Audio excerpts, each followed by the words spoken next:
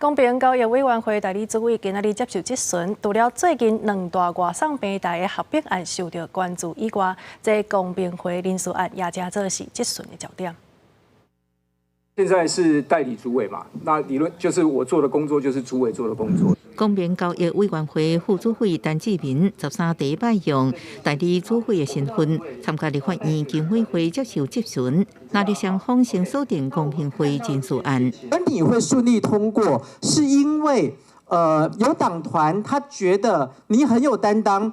你坦诚这件事情属实，那么也表示自己当时有提醒有违规之余。那现在你身为公平会的代理主委的时候，你针对这件案子，你觉得有没有要重新调查的一个必要？他的认知也许跟我不一样，所以到最后多数决就通过。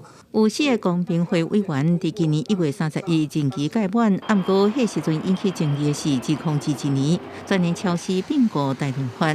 政经公平会委员洪在龙要求全联按每年捐3亿赞助体育甲技艺活动做到积极，牵涉违反不当连结禁止行为。前主委李美也公布做到封杀。立法院针对人事案投票表决，结果2人拢无通过。不过即马原本有定的7席主委只剩5席，立委也质疑会有其他的问题。